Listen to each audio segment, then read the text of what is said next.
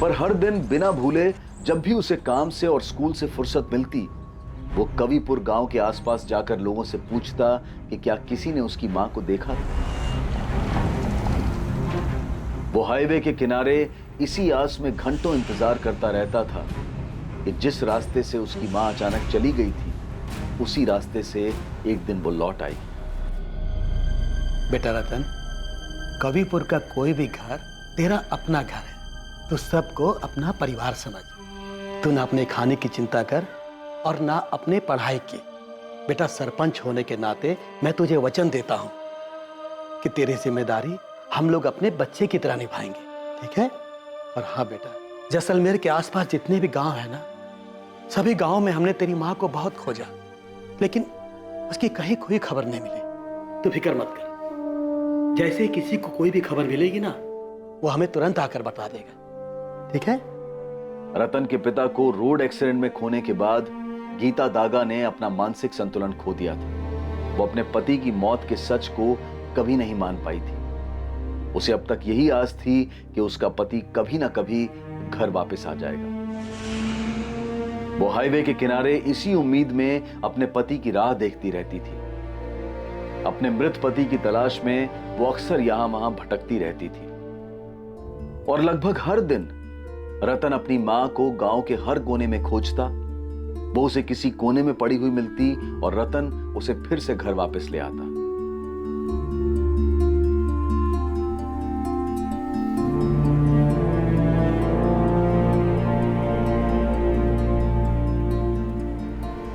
लेकिन साल 2003 में एक दिन रतन ने पूरा गांव छान मारा, पर उसे उसकी मां कहीं नहीं मिली।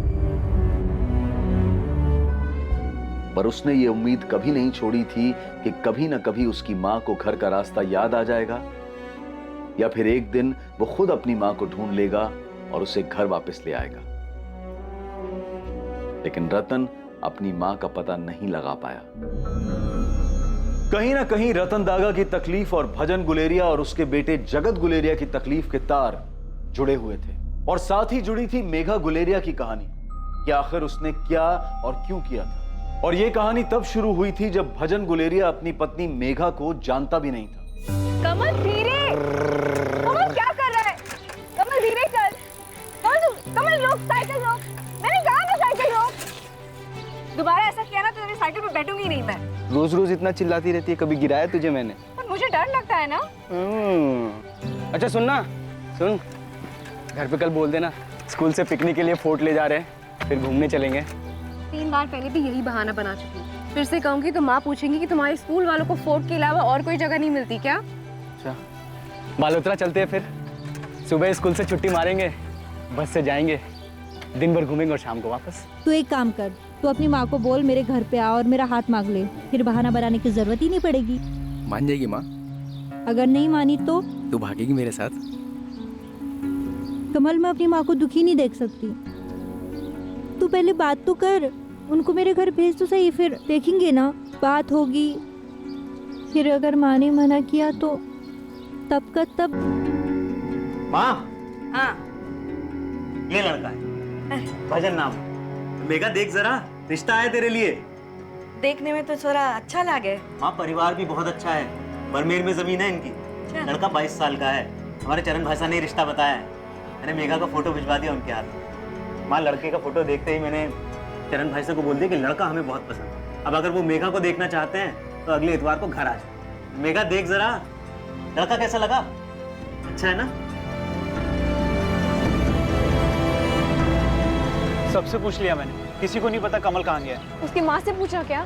अरे उनसे भी पूछा, लेकिन उनको भी नहीं पता वो कहाँ गया है। देवा बता ना, वो किसी काम वाम के लिए गया है? कोई फोन नंबर दिया है क्या तुझे? नहीं रे, होता तो बताता नहीं क्या।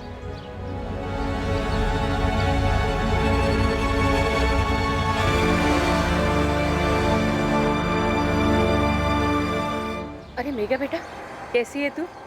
तेरी माँ ने बताया तुझे देखने के लिए रविवार को लड़के वाले आ रहे हैं। हाँ काकी, वो कमल की कुछ किताबें थी मेरे पास, उसको लौटानी थी। दे दो मुझे, वो आएगा ना तब मैं देती हूँ उसे। हाँ काकी, वो हफ्ते भर पहले कमल ने भी मुझसे कुछ किताबें ली थी 5 दिन हो गए, वो स्कूल नहीं आया ना, कब तक आएगा वो? ये तो वही जाने बेटा। जोधपुर गया है अपने चाचा के घर किसी काम से। 5 दिन में आऊंगा ऐसे कहा था मुझे, लेकिन अभी तक नहीं आया।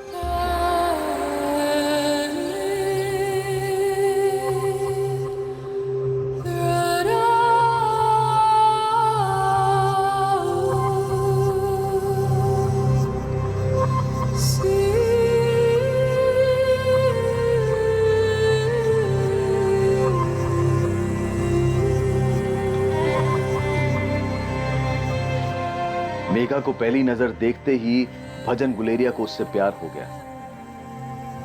लेकिन मेघा किसी से नहीं कह सकती थी कि वो किसी और से प्यार करती है। भजन गुलेरिया के साथ शादी तय हो जाने के बाद भी मेघा ने कमल का बड़ी बेसब्री से इंतजार किया, पर कमल का कोई अता पता नहीं।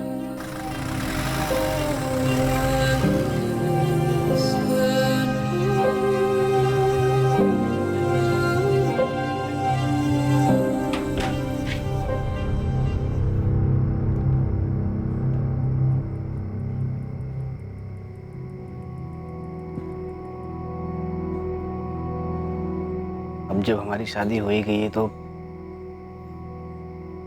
तुमको एक सच बताता हूँ। असल में मैं तो शादी ही नहीं करना चाहता था, तो माँ बापू और भूपेन भैया जबरदस्ती कसम देकर मुझे ले गए थे तुम्हें दिखाने। मैं तो शहर जाकर काम करना चाहता था, पर सच कहूँ तो जब मैंने तुमको देखा तो मेरा मन ही बदल गया। मैंने फैसला कर लिया कि मैं शादी तो तुमसे ही करूँगा। माँ बापू को तुम नहीं अच्छी लगी तो मैं अड़ जाऊंगा। तुमसे तो पूछा नहीं, शायद पूछते भी नहीं होंगे, लेकिन फिर भी मैं पूछता हूँ, क्या मैं तुमको पसंद आया?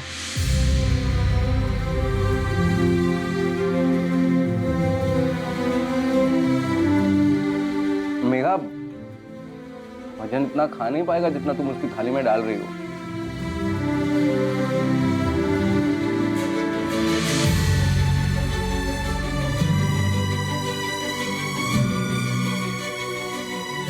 मेघा चौहान अब मेघा गुलेरिया बन चुकी थी। उसने ना सिर्फ इस शादी को स्वीकार कर लिया था, बल्कि वो इस शादी से खुश भी थी।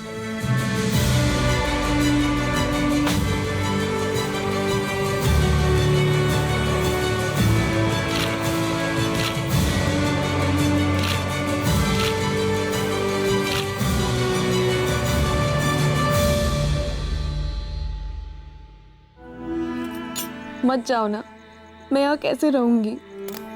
मेघा, मैं तेरे और जगत के लिए तो जा रहा हूँ ना।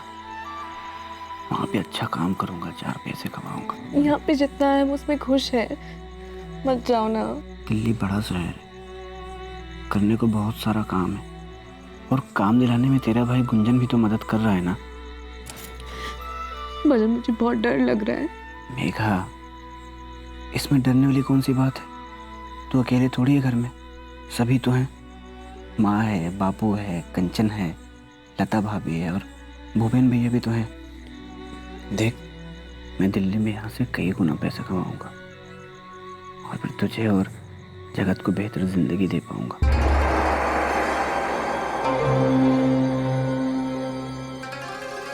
भजन बस यही सोच सकता था कि उसके दिल्ली जाने की वजह से मेघा दुखी थी। मेघा किसी भी हालत में उसे सच नहीं बता सकती थी कि उसके दिमाग में क्या चल रहा है, आखिर वो किस दुविधा से गुजर रही थी। सूरज, जवाब क्यों नहीं दे रहा? तूने दूध पी लिया? पहले दूध पी, चल खत्म कर सब। मम्मी देखो, उसमें मक्खी है। नाटक मत करो, थप्पड़ मारूंगी। खत्म करो। क्यों पिलाते हैं मम्मी? इतना गंदा होता है। कि तेरे सेहत के लिए अच्छा है। अब पूरा खत्म कर।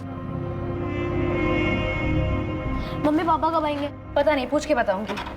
पापा हर बार बाहर जाते, टूर पे जाते और उनको टाइम नहीं होता कि कब वापस आएंगे। अगली बार टीचर बुलाएंगे और आप दोनों को आना है। ठीक है, चल अभी। वैसे पापा काम क्या करते हैं? बताया ना तुझे, तेरे पापा सेल्स में है। पापा ऑफिस में काम क्यों नहीं करते? बाकी सबके पापा ऑफिस जाते हैं, दुकान जाते हैं, हर शाम घर लौटते हैं। पापा की तरह हमेशा बाहर नहीं रहते। चुप कर, हर वक्त बकवास करता रहता है। अब चल, तेरी बस निकल जाएगी। उनको बोल देना। क्या हुआ चंदा, इतना चिल्ला क्यों रही है? तो और क्या करूँ, तू बता। कमल, सूरज बड़ा हो रहा है, तेरे बारे में सवाल करता रहता है कि तू कहाँ है, तू घर क्यों नहीं आता? उसके सारे दोस्त के पापा घर वापस आते हैं। दिन भर तुझे याद करके वो अपने दोस्त के पापा के बारे में बात करता रहता है। चंदा तो समझाओ उसको, मैं काम में फंसा हुआ हूँ। बस 2 दिन की बात है, मैं आ जाऊंगा वापस। कमल, मैं सूरज की परवरिश अकेली नहीं कर सकती। हम दोनों को यहाँ पे तेरी जरूरत है। चंदा मैंने एक बार कहा ना, मैं आ जाऊंगा वापस, काम में फंसा हुआ हूँ। मुझे क्या लग रहा है मैं तुम दोनों को छोड़ के भाग जाऊंगा? तुम दोनों के बिना जी सकता हूँ क्या मैं?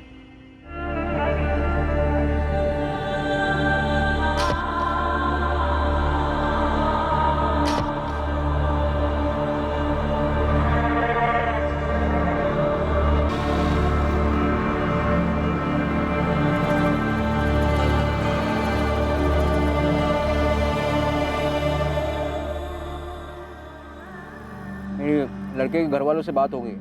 हम लड़के को एक मोटरसाइकिल दे रहे हैं। कंचन को 2 लाख के गहने देंगे जो लड़के वालों के घर जाएंगे। साथ में 2 लाख नकद भी देंगे। और उनके मेहमानों का ख्याल तो हम रखेंगे। भजन तू सुन रहा है? हाँ, आप कैसे भी करके कंचन की शादी तय कर दीजिए। मेरे बाद जो कुछ भी होगा मैं दे दूंगा। भजन तू ऐसा क्यों कर रहा है? क्यों अपने आप को तकलीफ दे रहा है? जगत को देखा बड़ा हो गया है वो, उसकी पूरी जिंदगी पड़ी है उसके सामने, और अब तो वो भी सब कुछ भूल चुका है। तू क्यों नहीं भुला पा रहा? ना तू ठीक से खाता है ना अपना ख्याल रखता है।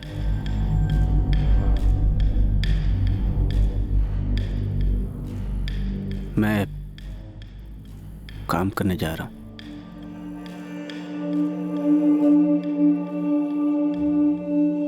एक भजन, जो कुछ भी हुआ उस तकलीफ से गुजरना सबके लिए मुश्किल था। ये जो लड़का है ना पंकज, बड़ी मुश्किल से हाँ कहा है उसने कंचन से शादी करने के लिए। उसने या उसके परिवार ने अभी तक तेरे बारे में कोई सवाल नहीं पूछा, ना ही तेरी बीवी के बारे में।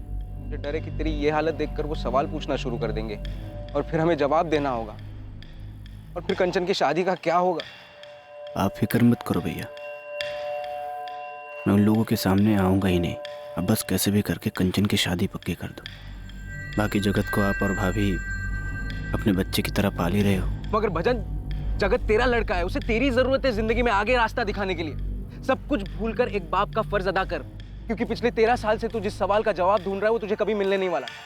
मेघा ने अपनी जान क्यों ली है हमें कभी पता नहीं चलेगा। सच तो ये है कि मेघा अब नहीं रही, और अगर किसी दिन इसकी वजह तुझे पता भी चल जाए तो उससे क्या होगा? क्या तेरे मन को शांति मिलेगी?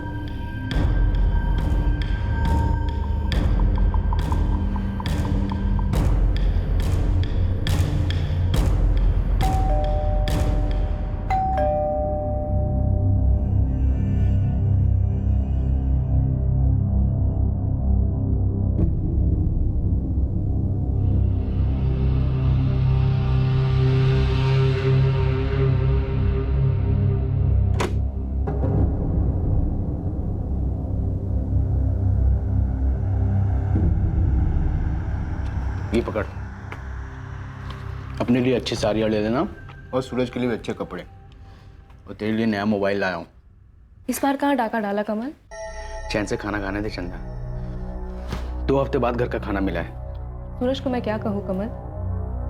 झूठ बोलना पड़ता है उसे कि उसके पापा सेल्समैन है इसलिए बाहर जाते हैं। क्या होगा अगर उसे पता चल जाएगा? मेरे पास उसके सवालों का कोई जवाब नहीं है।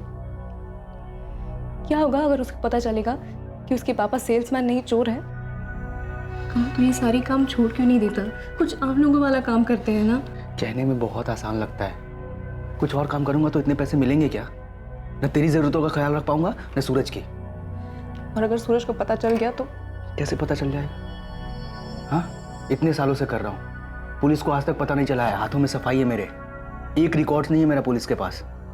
खामखा ही डर रही है। डर लगता है मुझे कमल, बहुत बार ये सपने में आता है। जब भी ये दरवाजे की बेल बजती है ना, ऐसा लगता है कि मैं दरवाजा खोलूंगी और पुलिस आएगी सामने और तुझे पकड़ के ले जाएगी।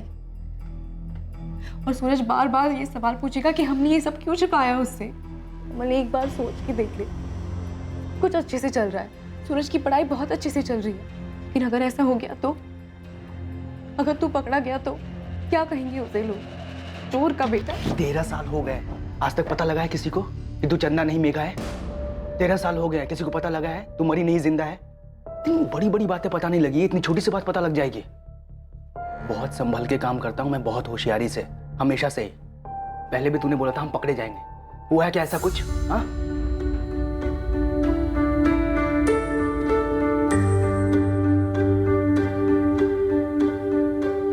अरे जीते, आप भी रुक जाते दामाद जी। अरे नहीं, बहुत काम है।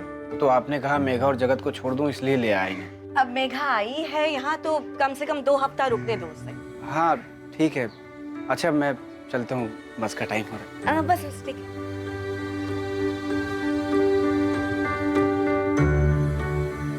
कोई 2 हफ्ते नहीं, 4 दिन में लेने आऊंगा, तैयार रहना। तुम माँ से क्यों नहीं बोला?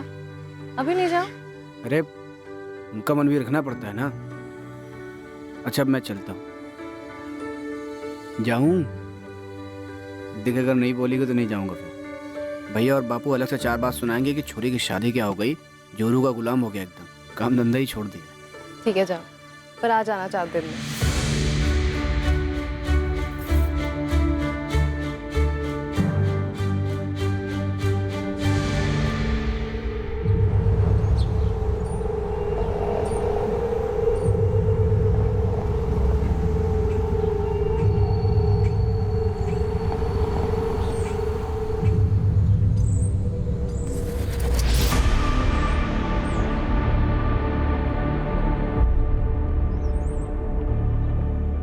कैसी है तू? तू अब तक नाराज है? मैं आया था तुझसे माफी मांगने और तू बाड़मेर में थी। मेरी हिम्मत नहीं हुई वहां आने की। मैं जब भी गांव आता हूँ तेरा ही इंतजार करता हूँ कि तू कभी तो गांव आएगी। अब क्यों आया है कमल? जो हो चुका है वो हो चुका है। सब मेरी गलती है। मुझे पता ही नहीं था तेरे साथ क्या चल रहा है। मैंने वापस आने में देर कर दी। देर नहीं, तुमने बहुत देर कर दी। सब खत्म हो चुका है। मैं अपनी जिंदगी में नई शुरुआत कर चुकी हूँ। वो गांव के बाहर का घर याद है ना तुझे? कल इंतजार करूंगा मैं तेरा वहां। जो तू मुझे भूल चुकी है तो मत आना, नहीं तो बस आकर माफ कर देना मुझे।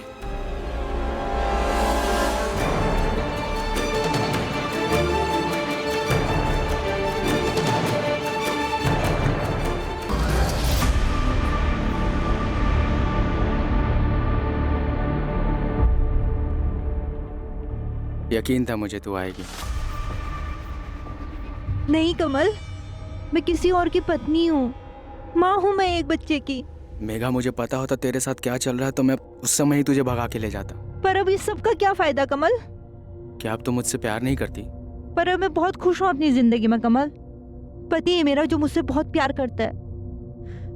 तुझे भुला पाना बहुत मुश्किल था मेरे लिए, पर मैं आगे बढ़ चुकी हूँ कमल। पर मैं अब भी वहीं खड़ा हूँ, कभी भूल ही नहीं पाया तुझे। जब मैं तुझसे मिलने आया ना तब तेरी शादी हो गई थी। पर अब इस सब का क्या फायदा कमल? मेरा एक अलग परिवार है। जब मैं तुझे माफ कर देती हूँ कि तू नहीं आ पाया, मान लिया कि तू फंस गया कहीं पे, पर अब मैं खुश हूँ कमल और पुराना कुछ भी याद नहीं करना चाहती। मैं बस यहाँ पे इसलिए आई थी क्योंकि शादी के बाद तुझसे बात नहीं हो पाई, पर अब दोबारा नहीं आऊंगी और तुझसे कभी नहीं मिलूंगी। बस इतना बता दे, तू मेरा प्यार भूल चुकी है या अब भी प्यार करती है मुझसे?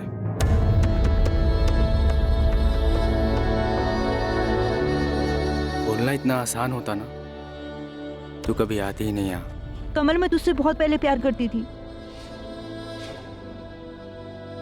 पर हाँ मैं भुला नहीं सकती। तू वो पहला इंसान है जिससे मैंने प्यार किया था। वो पहला इंसान जिसे तूने किस किया था, जिसके साथ तू रहना चाहती थी, जिसके साथ अपनी पूरी जिंदगी बिताना चाहती थी। किस्मत हमारे साथ नहीं थी। जब तुझे मेरी जरूरत थी मैं था ही नहीं। पर क्या उस गलती की वजह से हम दोनों एक दूसरे को हमेशा कोसते रहेंगे, एक दूसरे से अलग हो जाएंगे? क्या उस गलती की सजा मुझे जिंदगी भर मिलनी चाहिए?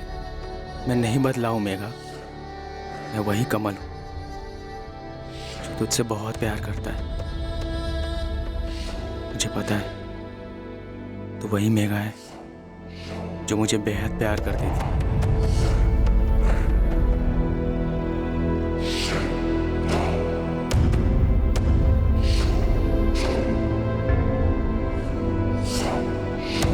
मेघा, हमारी मंजिल पहले भी एक थी, आज भी एक है और हमेशा ही एक रहेगी।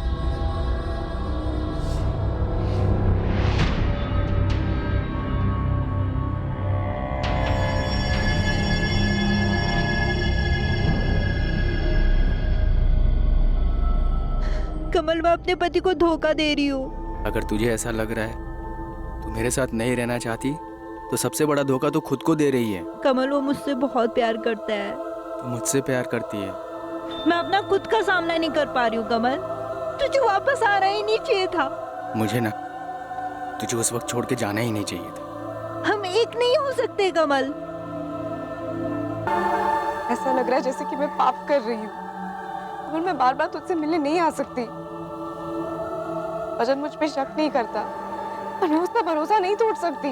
तू मेरे साथ चलेगी हमेशा के लिए, अपने पति को छोड़कर, सबको छोड़कर? नहीं कमल, बिल्कुल नहीं। नहीं चल सकती मैं। भजन को बहुत तकलीफ होगी। और जगत का क्या होगा? यही छोड़ दे जगत को, वो उसका बेटा है, वो संभाल लेगा उसको। नहीं, कुछ भी नहीं बिगड़ेगा मेघा। 5 साल हुए हमें एक दूसरे को देखे हुए, बात तक नहीं की थी। और अब देख, सिर्फ 2 महीने हुए हमें मिले हुए, सब कुछ पहले जैसा हो गया है। हमारी किस्मत में मिलना ही लिखा है, नहीं तो हम ऐसे मिलते ही नहीं। नहीं कमल, हमारे पास एक मौका था साथ में उनका, लेकिन तू तब नहीं था। मौका भी है मेघा, मैं गलती दोबारा नहीं कर सकता। पर ऐसा कैसे होगा कमल? होगा मेघा, मैंने सब कुछ सोच रखा है। अगर तू मर जाए, अपने पति के लिए, अपने बच्चे के लिए, अपनी माँ के लिए, पूरी दुनिया के लिए। ये तू क्या कह रहा है? मेरे पास एक प्लान है। वो देवा याद है तुझे? मेरा एक और दोस्त है सुधीर, मेरे साथ ही काम करता है। मैंने उनसे बात की है।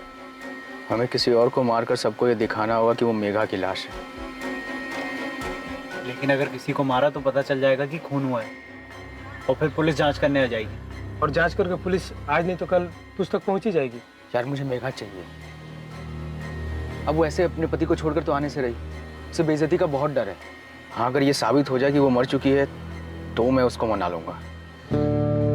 तो फिर कुछ सोचते हैं। इसके लिए हमें उसकी जैसी एक औरत को ढूंढना पड़ेगा।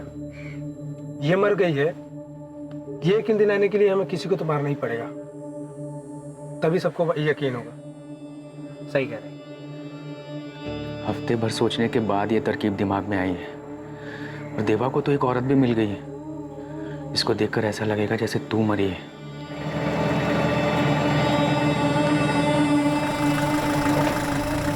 वो देख, उसका दिमागी संतुलन ठीक नहीं है। यहाँ वहाँ इधर उधर, सड़क हाईवे, पूरे गांव भर में घूमती रहती है अपने मरे हुए पति की तलाश में। बेचारी जिंदगी से बहुत परेशान है।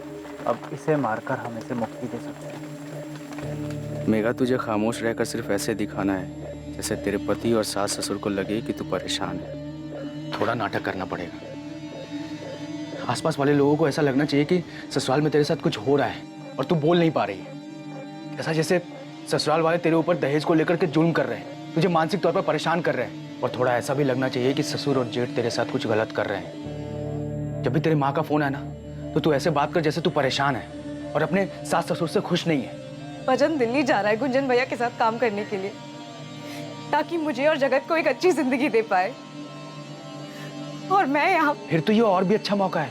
हम ऐसा दिखाएंगे जैसे तूने आत्महत्या की है। तुझे पता है, देवा मुझे बता रहा था अगर 7 साल के अंदर लड़की के साथ दहेज को लेकर कुछ हो जाए ना, तो ससुराल वाले लंबे समय के लिए अंदर जाते हैं। पर कमल, उन लोगों ने मेरे साथ कुछ बुरा नहीं किया है। तो मैंने कौन सा बुरा किया है मेघा, जो मैं तेरे बगैर जिंदगी बिताने की सजा काटूं? देख मेघा, हमें एक मौका मिला है, हम ये मौका गंवा नहीं सकते। मान जा, हम बड़ी आसानी से एक दूसरे के साथ हो सकते हैं मेघा। और ऊपर वाले ने हमें ये मौका दिया है। ये सब सोचकर ये मौका बर्बाद मत कर।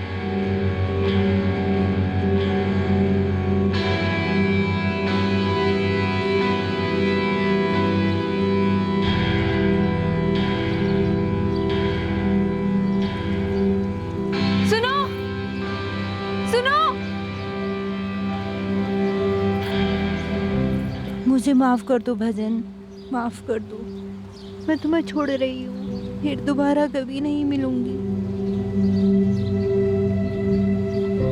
तू ऐसा करेगी तो मैं तुझे छोड़ के नहीं जा पाऊंगा।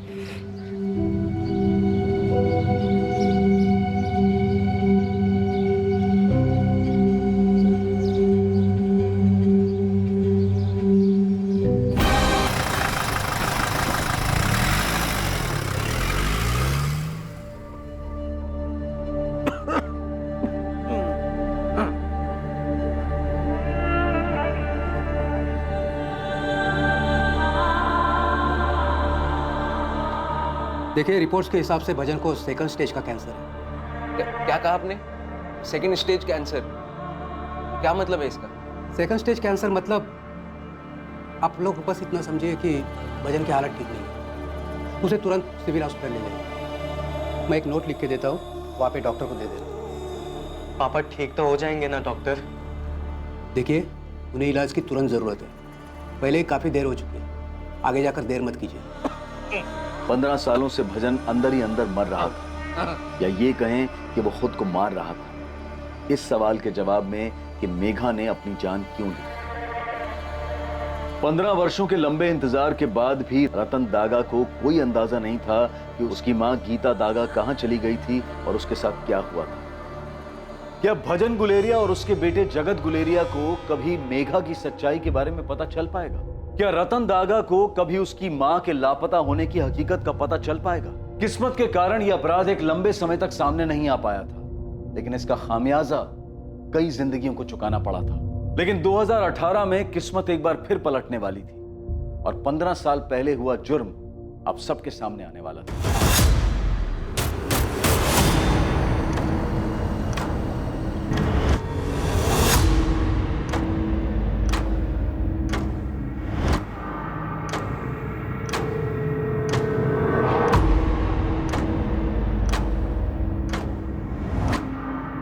ध्यान से देखिए जितेंद्र, तीनों में से किसी को जानते हैं? इन तीनों में से कभी कोई आपकी दुकान पर आया हो? नहीं सर, इनमें से कोई भी कभी भी मेरी दुकान पर मैंने पहले नहीं देखा। गनीमत समझिए सर कि मेरी दुकान में एक छिपा हुआ सीसीटीवी कैमरा था जिसपे इन चोरों की नजर नहीं पड़ी।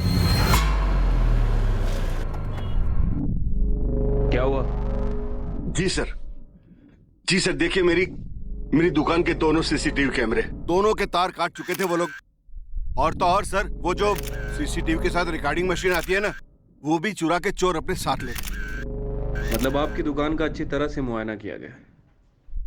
हो सकता है कि आपकी दुकान का कोई वर्कर भी इसमें शामिल हो। नहीं सर, मुझे ऐसा नहीं लगता, क्योंकि सर यहाँ पे देखिए, यहाँ एक और छुपा हुआ सीसीटीवी जिसमें सेल्फ रिकॉर्डिंग हुआ है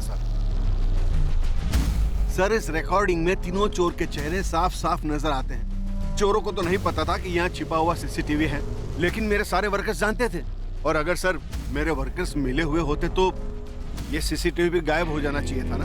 सर, इन तीनों की फोटो जोधपुर के सभी पुलिस स्टेशन में सर्कुलेट कर दी है, लेकिन कहीं से कोई लीड नहीं मिल रही। कोई नहीं पहचानता इन तीनों को। ऐसे कैसे हो सकता है? फिर से भेजना, पूरे राजस्थान राज्य में भेजना। इतनी सफाई से चोरी की है उन लोगों ने, नए बंदे तो नहीं रखे। कहीं ना कहीं कोई केस तो जरूर होगा उनका, और अगर बाहर की भी गैंग हुई तो भी पता चलेगा। ठीक है सर। पूरे राजस्थान के किसी भी थाने में तीनों में से किसी एक की भी हिस्ट्री नहीं है? नहीं सर, किसी के बारे में कुछ पता नहीं चला है। अब सर समझ नहीं आ रहा कि चोर बाहर के स्टेट से आया था क्या। वैसे मैंने उनकी डिटेल्स दिल्ली और एमपी में भी भेज दी है। आसपास के दुकान से भी कोई फुटेज नहीं मिला? वैसे सर, इस तरह की चोरी के केस पहले भी सामने आ चुके हैं। सीसीटीवी वायर को काटा गया, डीवीआर मशीन को लेकर चले गए, लेकिन सर वहाँ कहीं भी कोई छुपा हुआ सीसीटीवी कैमरा नहीं था।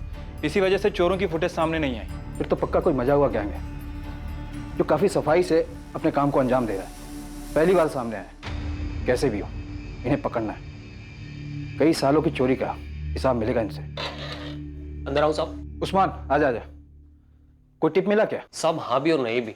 मतलब मुझे और ना मेरे बंदों को इन तीनों की कोई हिस्ट्री का पता ही नहीं चला, लेकिन इनमें से एक बंदा है, इसका पता चला है। इसका नाम है कमल राजपूत। अपना एयरपोर्ट रोड साइड इसका घर है। मैंने डबल चेक किया साहब, ये बंदा कमल राजपूत ही है। घर में बीवी रहती है जिसका नाम है चंदा राजपूत। छोटा बच्चा है सूरज। बाकी इसका अगला पिछला सब पता कर रहा हूं मैं।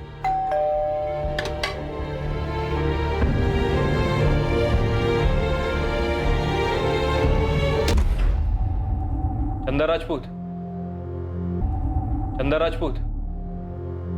डर लगता है कमल, बार बार सपने में आता है। जब भी ये दरवाजे की बेल बजती है ना, ऐसा लगता है कि मैं दरवाजा खोलूंगी और पुलिस आएगी सामने और तुझे पकड़ के ले जाएगी। चंदा राजपूत जी। ये तुम्हारा पति कमल राजपूत है? वो बाहर है सर। कहाँ बाहर गया है? और ये फोटो में जो दो लोग हैं वो कौन है तुम्हारे पति के साथ? मुझे नहीं पता। नहीं पता? तुम्हारे पति ने इस बार ज्वेलरी शॉप में डाका डाला है। इसके पहले और कहाँ डाका डाला उसने? सर मैं आपको बता रही हूँ ना, मुझे कुछ नहीं पता, मैं सच कह रही हूँ। सर वो घर के अंदर नहीं छुपा है। ठीक है, तुम हमारे साथ पुलिस स्टेशन चलो।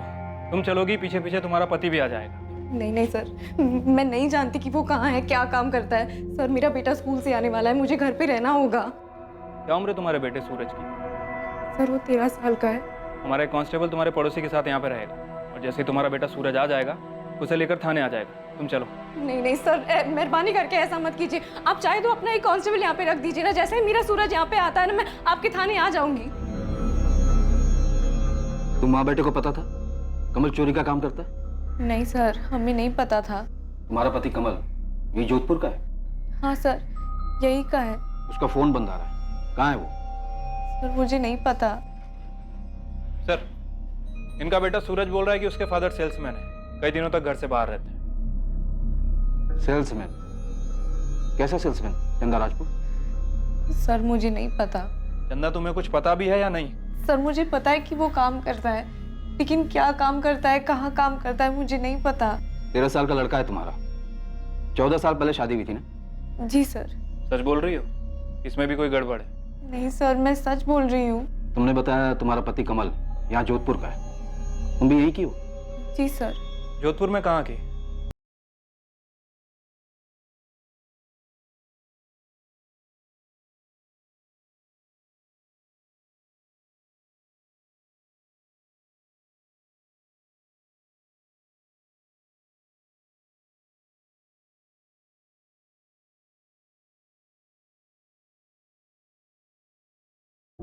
पूरे 26 लाख के गहने चुरा कर भागा तुम्हारा पति, इसके पहले भी चुराए होंगे। सच सच बताओ। सर मैं सच बता रही हूँ, मुझे कुछ नहीं पता।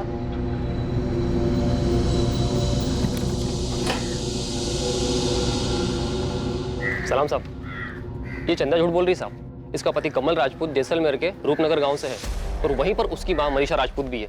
इसकी कहानी में कुछ तो गड़बड़ है साहब। अपना घर छुपाने की क्या जरूरत थी?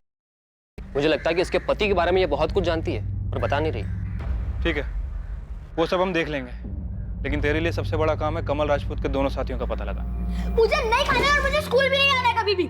मम्मी पहले मुझे ये बताओ, नीचे पुलिस क्यों खड़ी है? पापा ने चोरी की सब कह रहे हैं। बेटा मुझे नहीं पता, उनका फोन नहीं लग रहा है मुझे। आप झूठ बोल रहे हो। मम्मी सच बोलो, पापा ने चोरी की है, वो चोर है। चुप क्यों, बोलो ना।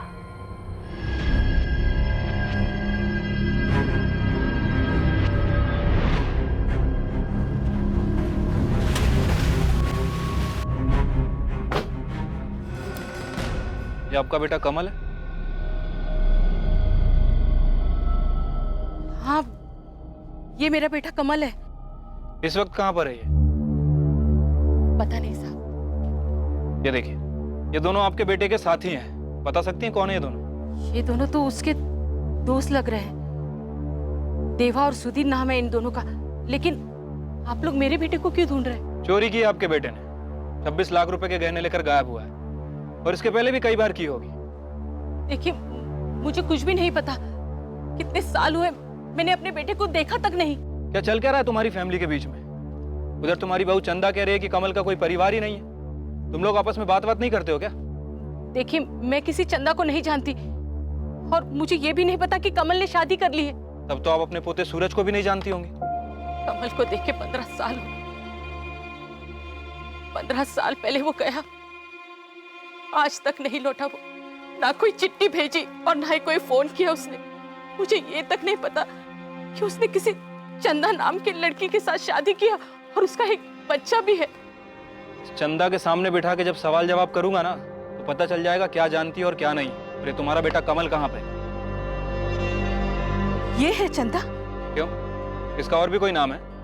हाँ साहब, ये हमारी गांव की मेघा है, गायत्री की बेटी। लेकिन ये तो 15 साल पहले मर चुकी है।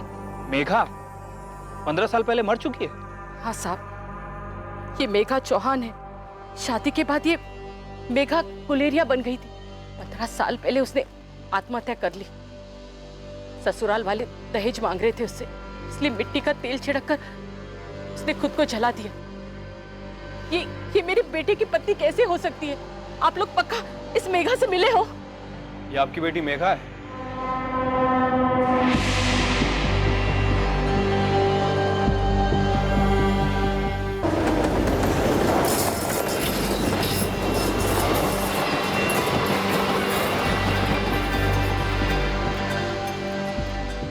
मेघा भाभी जिंदा है? पर ऐसे कैसे हो सकता है? पुलिस ने तो यही बताया, उसने अपना नाम भी बदल दिया था, चंदा बन गई है वो।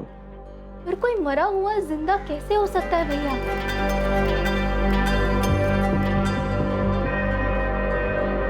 कमल राजपूत और उसके दोनों साथी देवा और सुधीर जैसलमेर में ही छुपे हुए थे, जिन्हें पुलिस ने ढूंढ निकाला। इनके पास से लूट का एक बहुत बड़ा हिस्सा बरामद हुआ, लेकिन इस लूट से बड़ा वो अपराध था जो 15 साल पहले हुआ था। ये देखिए सर, बाकायदा कोर्ट में केस चला है सर। भजन गुलेरिया के पिता रणछोड़ गुलेरिया, माता पार्वती गुलेरिया और बहन कंचन गुलेरिया, ये तीनों ही जेल में थे सर, लेकिन कोर्ट के पास कोई सबूत नहीं था, इसलिए इन्हें रिहा कर दिया गया। सबूत ना होने की वजह से, और वो भी ऐसे जुर्म के लिए जो उन लोगों ने कभी किया ही नहीं था।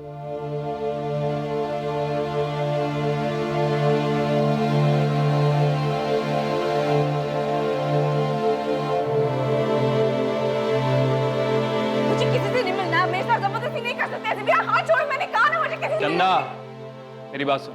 देखो, तुम्हारे पति को कैंसर है। पिछले 15 सालों से वो सिर्फ यही जानने के लिए तड़प रहा है कि तुमने आत्महत्या क्यों की। उसके माँ बाप मर चुके हैं, तुम्हारी माँ भी आई है, एक बार चल के मिल लो। देखिए, मैं अपना जुर्म मान चुकी हूँ। कमल के साथ मिलकर मैंने जो भी किया सब बता चुकी हूँ। अब मुझे उन लोगों में से किसी से नहीं मिलना है। तुम्हें अंदाजा भी है कि कितनी जिंदगियां खराब कर दी हैं तुमने? हाँ, इतने सालों से खामोश बैठी रही, और आज जब मिलने का टाइम आया तो बोल रही किसी से नहीं मिलना, किसी का सामना नहीं करना है। मैंने कहा ना, मुझे किसी से नहीं मिलना है, किसी को नहीं देखना है मुझे।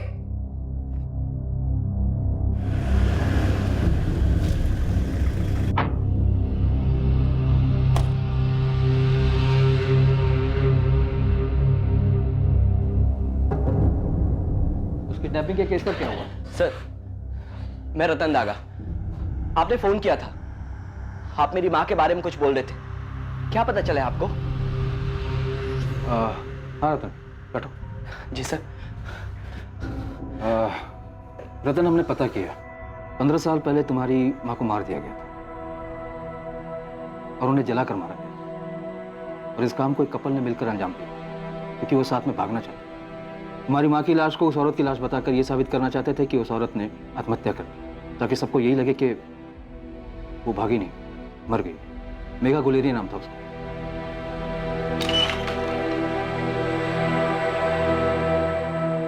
देखिए, वो आप लोगों में से किसी से नहीं मिलना चाहती।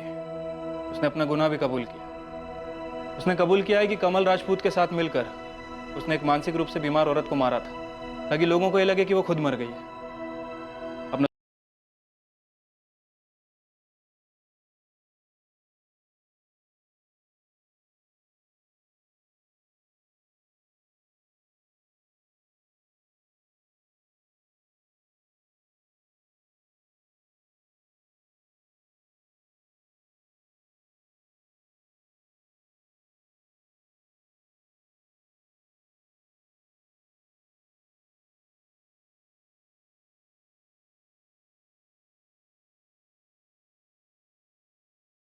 पे छुरा घोपा है, छुरा।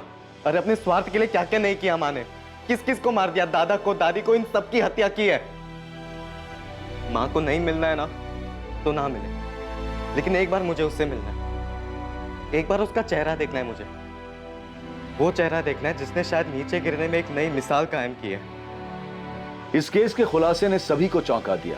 13 साल के सूरज के लिए इस पर भरोसा कर पाना सबसे ज्यादा मुश्किल था। उसे उसकी दादी यानी कि कमल की मां के पास छोड़ दिया गया। कमल राजपूत, देवा, सुधीर और मेघा गुलेरिया पर गीता दागा की हत्या के लिए आईपीसी की धारा 302 के तहत केस दर्ज किया गया है।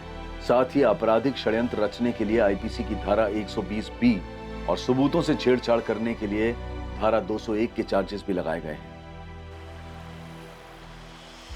अब तो तुझे तेरे 15 साल पुराने सवाल का जवाब मिल गया ना भजन। अब जिंदगी में आगे बढ़, अब तो अपना ध्यान रखना शुरू कर दे।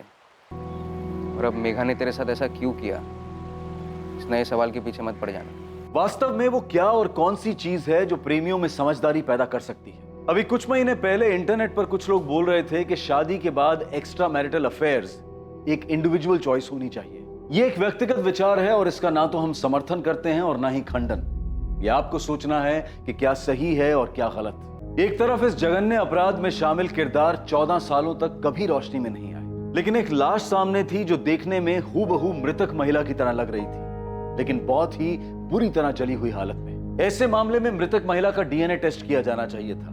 इस बात की पुष्टि की जानी चाहिए थी कि मेघा से मिलती जुलती हुई लाश वाकई में मेघा की ही थी या नहीं। इस तरह का अपराध मायूसी देता है और हर तरफ से खामोशी से तबाही ही लाता है।